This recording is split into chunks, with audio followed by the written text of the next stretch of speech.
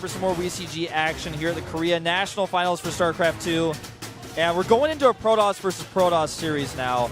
TY taking that last game with, just trading there, going in there, knowing that at the very end he was going to be able to kill the last of those banelings, takes the win. Just a small recap for you guys. Definitely go back and watch the VOD if you missed it. But Super now, it's his chance. He did very well in his Protoss versus Protoss group last time, coming out in first place. Yeah, and he's up against another Protoss here, of course, or I guess, as our screen here does say, maybe another Prots. Could possibly be up against a Prots. Could be. We'll have to wait and see. Looks like he's part of Invasion Esports now. Yeah, just joined. I think the news was either announced last night or this morning. I never sleep. I'm all about esports. I'm on esports all the time. So you're on esports.com constantly. Yeah, I don't sleep, but yeah, I've known about that for a while. I'm glad it's finally announced now.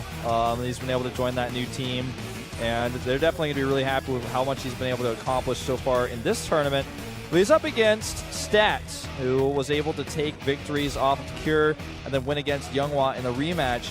Now, ordinarily, I would give Stats the edge in a match like this. The best of 5, he's got a lot of experience, he's got a really good team to train with, but I feel like, honestly, Super has a lot of booth experience in StarCraft 2. Stats looked a little bit shaky, a little bit nervous. He had a lot of time to get himself back together and play a completely different matchup before he had that rematch. This time he's not going to have the time. Apparently, we don't even have breaks today. So apparently, so he's gonna be able to.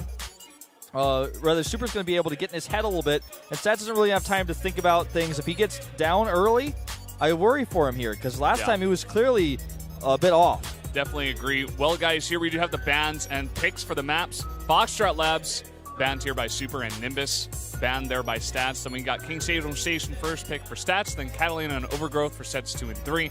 Deadwing will be number 4, and Merry-Go-Round down there as the last set. Yeah, they changed the graphic to make it look like the 5th map is not really a pick. It's arguable that it is, that it isn't, because, I mean, you pick 2 maps for your last one, sort of. You just really pick the order. But I kind of like that it's shown like that, because it does kind of give the idea that really you pick one map, the other one just is the map. You didn't. It's kind of just like neither of them actually picked it, so it's just kind of the last one. The last kid picked on the playground for dodgeball, but at least he didn't get banned like the other two, like really scrawny kids are really bad. Like they just got banned from the dodgeball field. They're like, you can't play with us. I'm sorry, you're just way too bad. They've got to go back to the sandbox, man.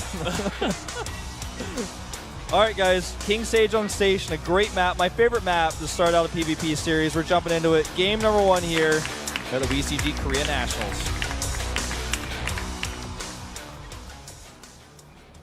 Down here in the bottom right, in the red, one of our Protoss players, it is Super.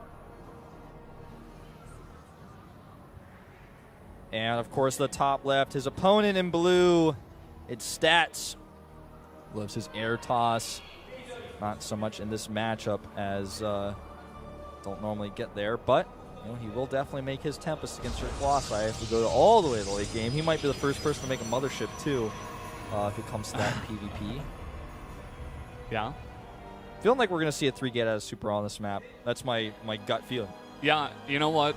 We do definitely see that a lot of the time. He's actually kind of known for it, especially on this map. So if I'm Stats, I watch all those games. I know it as well. And I feel like Stats is actually going to be ready for it. He's going to do a very defensive build against it, just be able to hold it off.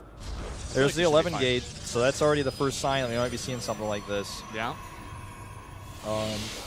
Yeah, I think a defensive build like a 2-gate into his own Twilight Council, or even just taking a Stargate play. It could be quite good for Stats. If he goes 2-gate into it, obviously it'll delay his tech.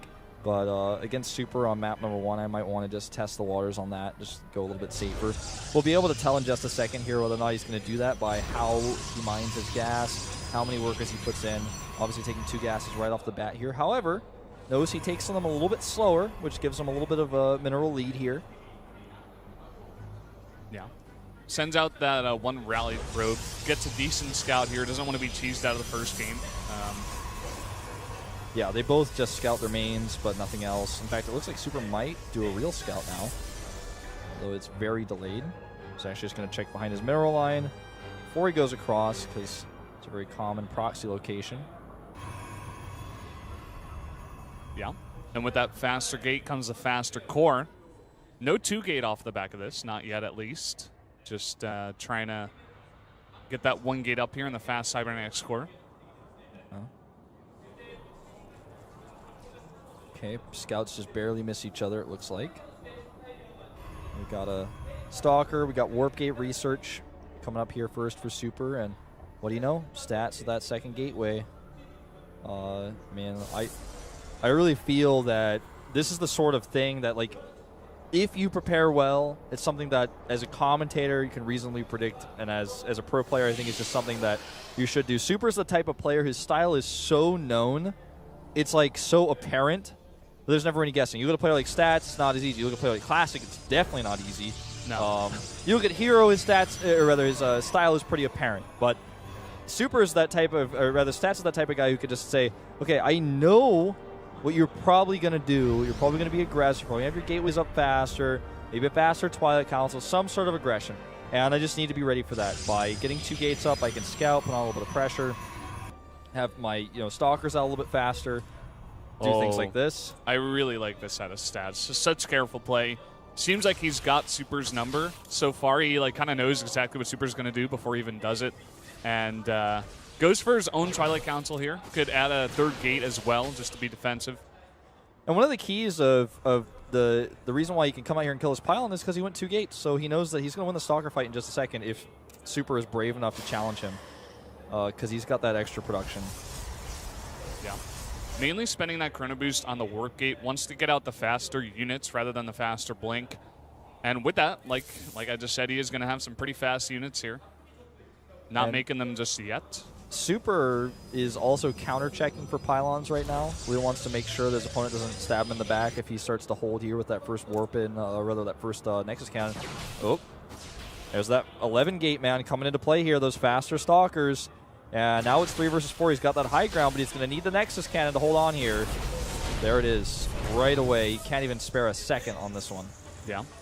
Still, he's got the faster warp-ins. Here we see a robotics facility made here for Stats. Wants to get out those Immortals. He knows what's coming up here. Yep. And this is really cool. This is really good for Stats. He's read this build basically perfectly. Just wants to check and see if there's a Nexus. Good deny here. And I think after that deny, Super will probably continue the attack. But Stats is going to have his own counter blink. He has that fast robo to work with as well. He's got high ground. He's in a really good position. The only thing that he's down on is workers, because he's cut harvesters to be ultra safe. And that means that Super actually has a better economy, and he's got a few extra resources because he didn't make a robo to have a better Stalker count. So here come those Stalkers, and he's going to have to blink, but Super's going to be right on his tail. He's going to have to blink first. Super will. Just barely, it looks like. All right, that sentry is so critical. All right, he could do the 1 blink up. He could do the 1 blink up, and there it is. He's up. And that's way too many Stalkers. Yep. This is a very big problem here. He's starting to do some good blink micro, but the second that blink is off cooldown, you can guarantee he's going to blink right on top, right away from those probes. In fact, I guess he could just be more careful. Yeah, he's just going to do this. Nice blink micro so far. Stats is holding it off, but he's losing so many probes. He's got 12, and now still with the bigger Stalker count is Super. Looks like his build has paid off, and he comes in here. He's going to kill all these Stalkers now, trying to do the blink micro with Stats, but it's just not going to work. That Immortal's about to get blunked. Too late, that Immortal. He should not have gone that far down the ramp. He got a bit curious, and you move out down the ramp like that, you get curious like that. Next thing you know, your opponent's got more Stalkers than you because he did cut. He didn't know the Nexus wasn't up. He didn't know the Nexus wasn't up because his probe died. He wasn't sure what was going on. He made a robo. Maybe his opponent's making a robo at home. So there's this lack of information. He made a judgment call. It wasn't wrong from like a complete, from his perspective. Yeah. Like if you look at his perspective, his call isn't wrong. But for this game, it ends up being wrong because his opponent has not spent those resources, has the faster next warp and his Stalkers, and I'll let Leon out. Yeah. Because we're gonna have, I think, a longer game going into game number 2. Definitely. The thing I love about that